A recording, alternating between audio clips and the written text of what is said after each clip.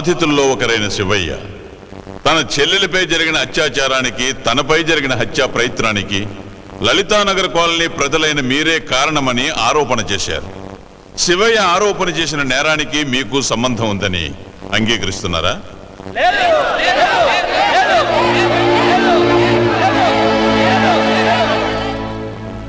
Sir, మమ్మల్ని చూస్తుంటే పగలు ఉద్యోగాలు చేసుకుంటూ నైట్ షిఫ్ట్ లో మర్డర్లు, రేపులు చేసే వాళ్ళ కనిపిస్తున్నావా సార్? సార్, పొద్దున్నే ఆయిల్ పుల్లింగులు, రాత్రిపూట రోడ్డు మీద రన్నింగులు తప్పితే ఈ కిల్లింగులు, రేపింగులు మా ఇంట వంట లేవు సార్. అంతెందుకు సార్, నా పిల్లలు ఎవరితో లేచిపోయిందో తెలిసి కూడా ఇప్పటిదాకా పోలీస్ కంప్లైంట్ ఇవ్వలేదు. అంత గొప్ప క్యారెక్టర్ ఉన్న ఫ్యామిలీ మాది. సినిమాలో మర్డర్ సీన్ చూస్తేనే నా బయట కొంగలా తలదాచుకుంటాడు సార్ మా ఆయన. అలాంటి మంచి మనిషి మర్డర్ చేస్తాడా చెప్పండి? అంటే ఆ నేరం మీరు చేయలేదంటారు? ఎలా చేస్తావు సార్? ఆ పూర్ణగాడు శివయ్య గారి సిస్టర్ రేప్ చేస్తుంటే ఎవరి బాలకనీలో నుంచి వాళ్ళు చూసాం గానీ కనీసం మేడబెట్టు దిగువ. మీరు చెయ్యలేదు, కానీ ఎవరు చేశారో మీకు తెలుసు అంటారు. మా నియోజకవర్గపు ఎమ్మెల్యే ఎవరో తెలియకపోవచ్చు కానీ మా ఏరియా రౌడీలు ఎవరో తెలియని వాళ్ళు ఎవరుంటారు సార్? ఏమే ఆ రోజు జ్యోతిగాడు శివయ్యని పడవటం మా కళ్ళారో చూసాం. అయ్యో పాపం అని 2 కన్నీటి బొట్లు కూడా కార్చాం. కానీ వీడు వాడికంటే దుర్మార్గుడని మాకే తెలుసు సార్. ఆ రోజు మీరంతా చూస్తూ కూడా ఎందుకు ఆపలేదు? పోనీ ఆ తర్వాత పోలీస్ రిపోర్ట్ అయినా ఇవ్వచ్చు కదా? వాడి మీద రిపోర్ట్ ఇచ్చి సంతకాలు పెడితే సంవత్సరం తిరగకుండానే మా ఇంట్లో వాళ్ళు మాకు తద్దినాలు, పిండాలు పెడతారు సార్. కానీ నేరం జరుగుతున్నప్పుడు చూసి ఆపకపోవటం, పోలీసులకు రిపోర్ట్ చేయకపోవటం నేరాన్ని ప్రోత్సహించడమే అవుతుంది. అది నేరం చేయటం కంటే కూడా పెద్ద తప్పు. అదేంటి సార్ అలా అంటారు? వాళ్ళు ఎవరెవరో నరుకుంటుంటే మధ్యలో మాకేంటి సార్ సంబంధం? చోటువే నేరమైతే రోజు కొన్ని లక్షల మంది జనం యాక్సిడెంట్లు, బాంబు పేలుళ్లు, దొమ్మిలు చూస్తున్నారు. వాళ్ళంతా నేరస్తులేనా? ఇదంతా అనవసరం సార్. ఈ శివయ్య మమ్మల్ని బ్లాక్ మెయిల్ చేసి మా దగ్గర డబ్బు పొందడానికి ఈ కేసు పెట్టాడు. అసలు నిజం ఏమిటంటే రేప్ చేయబడిన వీడి చెల్లెల్ని ఎవడు పెళ్లి చేసుకోడు కాబట్టి బాగా డబ్బిచ్చి ఎవడో తెలియని వారిని కట్టబెట్టాలని వీడి ప్లాను. ఆ డబ్బు కోసమే మమ్మల్ని ఇరికించాడు. ఇప్పుడు ఆలోచిస్తుంటే ఇతని క్యారెక్టర్ మీద, ఇతని చెల్లెల క్యారెక్టర్ మీద కూడా డౌట్ వస్తుంది.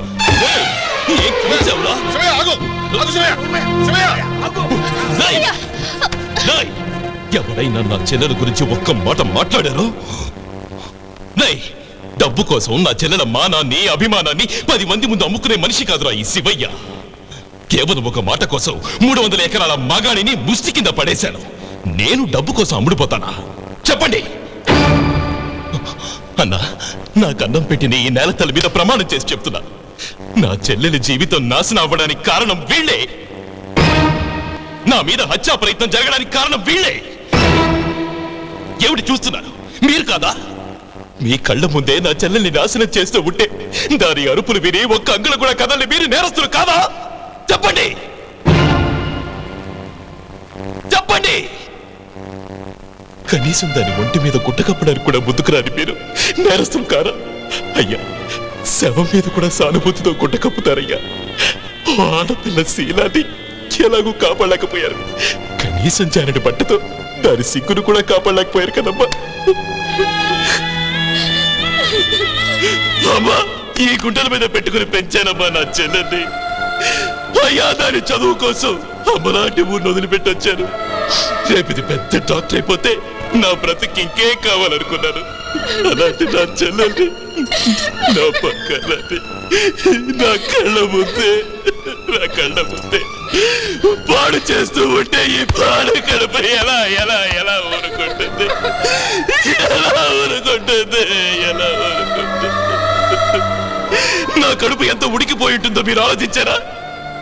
ఆ రోజు మీరందరూ కలిసి రౌడీ వెధవల్లరా, మీరు చేస్తోంది తప్పురా అని ఎదిరించుంటే ఈ రోజు నా చెల్లెలికి ఈ గతి పట్టేదా?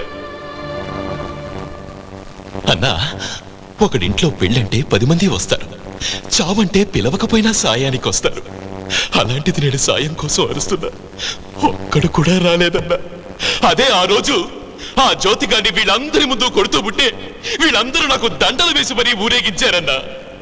అదే ఈ శివయ్య కన్నీళ్లతో దండం పెట్టిన ఆ దండలు వేసిన ఏ ఒక్కడికి కూడా నా చెల్లెలు ఒంటి మీద గుట్ట కప్పడానికి చెయ్యి కూడా రాలేదన్నా. ఎందుకన్నా? ఎందుకు? మనకెందుకులేనా? అలాగే నేను అనుకునుంటే వాడెవడో చెల్లెలు నాకెందుకులే అనుకునుంటే వాడెవడో తోబుట్టువు నాకెందుకులే అనుకునుంటే, వాడెవడో అనాథ బిడ్డ నాకెందుకులే అనుకునుంటే, ఆ రోజు మూర్తి గారి చెల్లెలు నాశనమైపోతున్నా పట్టించుకునేవాడిని కాదు. అసలు ఎవళ్ళ విషయమో నాకెందుకులే అనుకునుంటే, ఆ జ్యోతి గారితో నాకు విరోధం వచ్చేది కాదు, నా చెల్లెలకి గతి పట్టేది కాదు.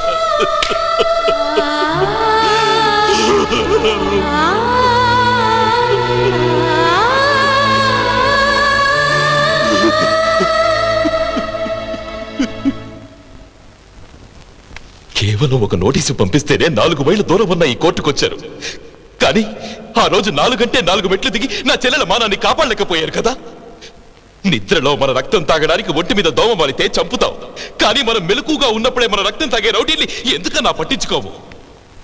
ఆకలితో ఏ కుక్కన్న అన్నం కొండ దగ్గరికి వస్తే తరివి కొడతాం. అదే మన నోటి ముందు కూటిని దౌర్జన్యంగా దోచుకు తినే రౌడీలకి సలాం పెడతాం, మరీ చందాలిస్తాం.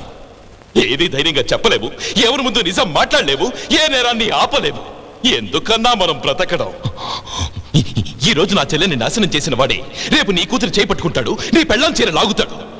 అప్పుడు నీ పక్కింటి వాడు మనకెందుకు వచ్చిందిలే, మన పెళ్ళాం హాయిగా ఉంది, మన కూతురు హాయిగా ఉంది అని తలుపులేసుకుని మరీ పడుకుంటాడు.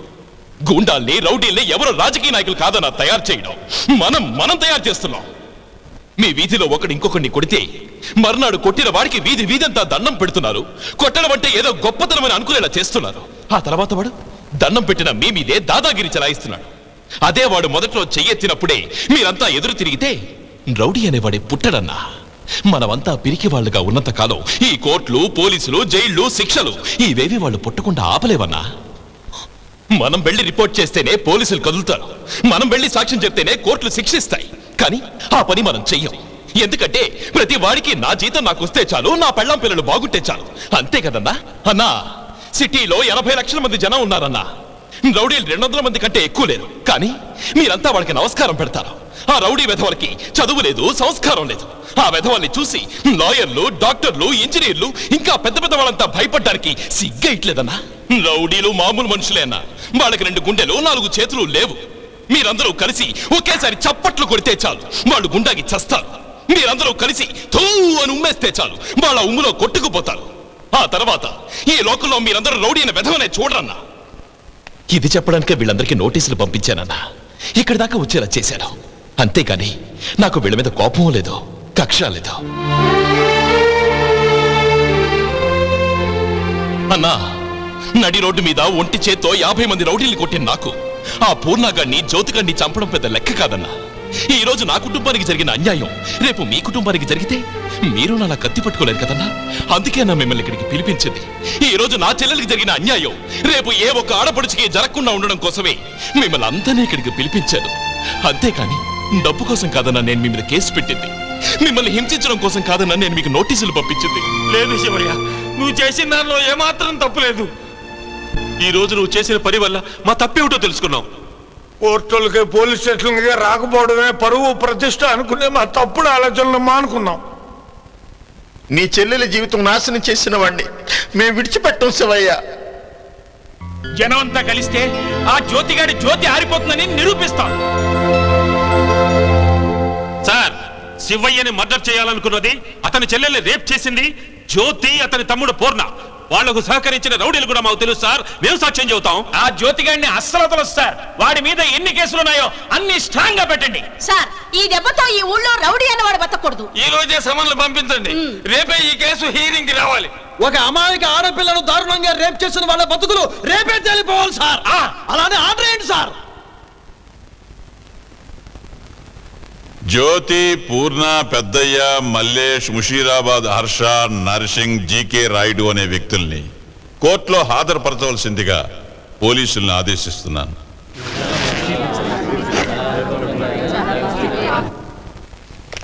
శివయ్య, జ్యోతి మీద రిపోర్ట్ ఇవ్వనంటే నీలో ధైర్యం తగ్గిపోయిందనుకున్నాను. నీ గుండెల్లోని ఆదర్శం ఇంతగా పెరిగిందనుకోలేదు Shivayya. Really you are a great man. ఈ జనానికి ఇప్పుడు కొత్తగా ధైర్యం పుట్టుకొచ్చిందా? వాళ్ళు ఎన్నాళ్ళు నోళ్లు విప్పలేదు గనక మనం విచ్చలవిడిగా అన్ని వెధవ పనులు చేశాం. ఇప్పుడు వాళ్ళు నోళ్లు విప్పి నిజం చెప్తే మనల్ని మూసేస్తారు, అందులో డౌట్ లేదు. మీ అన్నదమ్ములిద్దరికీ ఉరిశిక్ష, నాకు రాయుడికి మల్లేష్కి మా అందరికీ 14 ఏళ్లు జైలు శిక్ష. ఇక జైల్లో చెప్పకూడు చింకి చాప, ఇది మా గతి. సాక్ష్యం చెప్తే కదా శిక్ష పట్టానికి. రేపా కాలనీ నుంచి ఒక్క కాకి కూడా కోర్టుకెళ్ళకూడదు.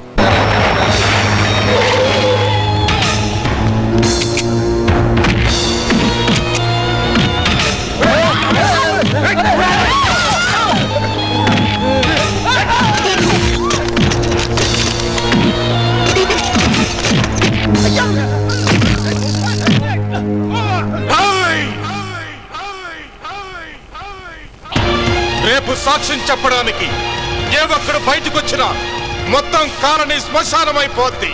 జాగ్రత్త.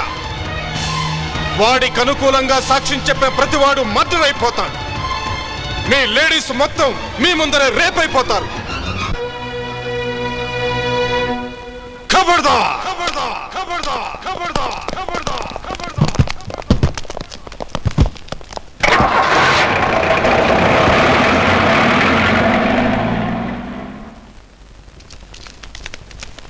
ఏమిటి మీరు అంత దీర్ఘంగా ఆలోచిస్తున్నారు? ఉన్నట్టుండి ఉల్లిపాయల ధరలు పెరిగిపోయాయని ఊరుకోవమ్మా. ఆ జ్యోతిగాడి బ్యాచ్ చేసిన బీభత్సం నాలుగు భయం నుంచి ఇంకా కోలుకోక మేం చేస్తుంటే భయమా? సిగ్గులేదా మాట అంటానికి? అక్క, ఇక్కడ ఇంతమంది మగాళ్ళు ఉన్నారు గానీ అందులో ఒక్కడికి కూడా రోషం పౌరుషం ఇలాంటివి ఏమీ లేవు. పదవే, వాళ్ళంతేగా మనమే వెళ్ళి తేల్చుకుందాం. కరెక్ట్ గా చెప్పేవే సిస్టరా.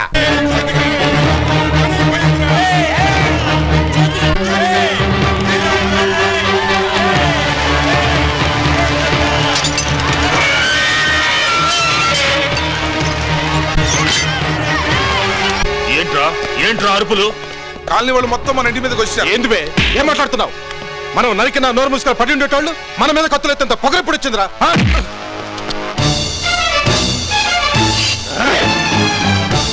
ఎక్కడికి? వాళ్ళ తలలు నరికి ఫుట్బాల్ ఆడుకుంటారు. ఆగు. కింద ఎంతమంది ఉన్నారో తెలుసా? వాళ్ళందరి మధ్యకి వెడితే మనల్ని బాస్కెట్ బాల్ ఆడేట్టు ఆడతారు. ఇప్పుడు మనం ఏం చేద్దామంటారు? వాళ్ళని ముందు ముందు ఏమైనా చెయ్యాలనుకుంటే మనం మర్యాదగా ఏమీ చేయకుండా పారిపోవడం మంచిది. ఈ జ్యోతి ఒకళ్ళకు భయపడే పారిపోవడమా? లేకపోతే ఎండుటాకుల్లా రాలిపోతాం. పదవయ్యా. ఇక్కడెవడో మమ్మల్ని రేప్ చేస్తానన్నాడట. మగాడైతే బయటికి రమ్మనండ్రా. ఆ జ్యోతిగాడు ఎవడో వాడికి మొలతాడుంటే వచ్చి నా కాలి పట్ట పీకమనండ్రా. ఏంది బే, నువ్వు ఒక మగాడివైతే నీకు దమ్ముంటే రా, వచ్చి నన్ను రేప్ చేయి. పిలిచి మరీ రేప్ చేయమంటావేమిటి? ఇదేమైనా పబ్లిక్ మీటింగ్? నువ్వు ఒక అమ్మకి అబ్బకి పుట్టినోడు అయితే రా, తేల్చుకుందాం. రా దమ్ముంటే బయట తేల్చుకుందాం.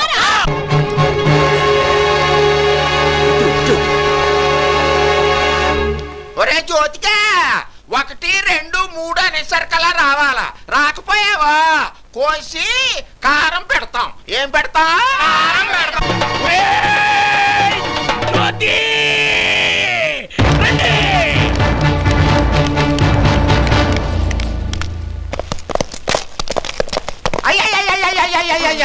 అక్కయ్యలు జ్యోతిగాడు ఆడపుట్ట పారిపోతున్నారమ్మా. ఇలా మగడుకు మాడా పట్టుకోడు దొంగ సచ్చిన.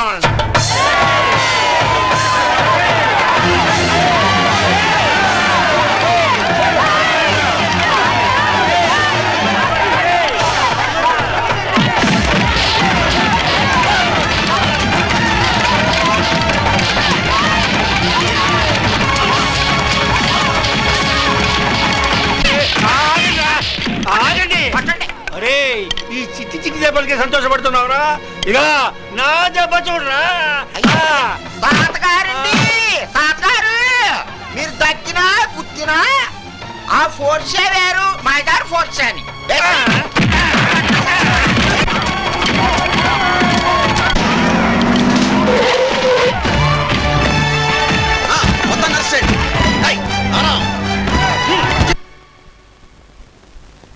సార్, మీరు అడిగినట్టుగా దోషులు మొత్తాన్ని పట్టుకొచ్చి మీ ముందు నిలబెట్టాం సార్. ఇక వాయిదాలు వాద ప్రతివాదాలు లేకుండా డైరెక్ట్ గా తీర్పు చెప్పండి సార్. ఇక సాక్ష్యం అంటారా? మేం చెప్తాం సార్. వాడు అమ్మాయి విజయలక్ష్మిని రేప్ చేశాడు. వాళ్ళందరూ శివయ్యని చంపబోయారు. మేమందరం కళ్ళారా చూసాం సార్. అవును, చూసాం.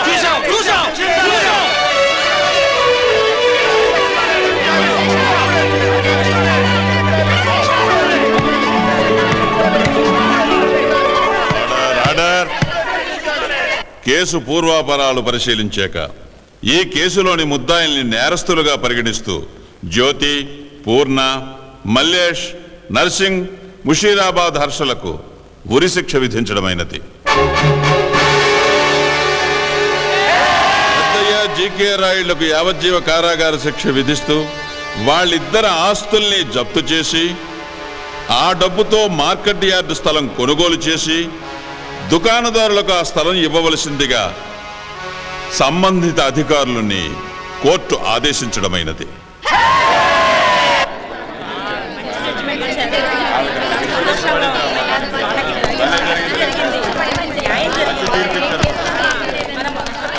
శివయ్య బాబు, పెద్ద ఆయన చేసిన తప్పుకి నిన్ను చంపాలనుకున్నాం, మమ్మల్ని క్షమించు బాబు.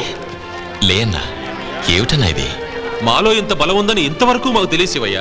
శివయ్య, నిజాయితీగా ఉండడం చేతగానితనంగా మారుతున్న ఈ రోజుల్లో మనుషుల్లో ఇంకా ఆదర్శాలు ఉన్నాయని నిరూపించావు. You are great. మేము ఇప్పటిదాకా మనుషులం కాదు, ఇక నుంచి మనుషులం. అన్నా, నాగలి పట్టుకున్న మొదటి రోజే మా అయ్య ఓ మాట చెప్పాడు, పంట బ్రతకాలంటే పురుగు చావాలి అని. నేను అదే చేశాను. రండి. వాళ్లతో మంచి మాటలు చెప్పేవాళ్ళుడు.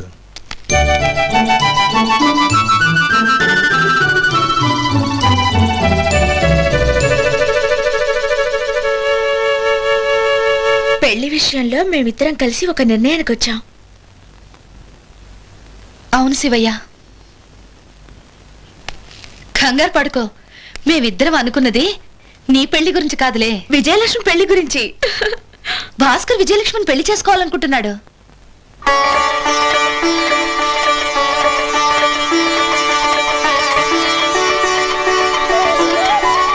అవును సార్. అయ్యో, ఏంటి సార్ మీరు? భాస్కర్, నీ రుణం ఎలా తీర్చుకోవాలి? ఆయన రుణ సంగతి తర్వాత. అంతకంటే ముందు మీరు ఆలోచించాల్సిన సీరియస్ పాయింట్ ఒకటి ఉంది. మీ చెల్లెల పెళ్లితో పాటు మీ పెళ్లి కూడా చేసేయాలని ఒక డెసిషన్కి వచ్చాం. నా పెళ్లి అంటే నన్ను చేసుకోమంటానే కంగారు పడకండి. మీకు ఈ రౌడీ ఇన్స్పెక్టర్ కరెక్ట్.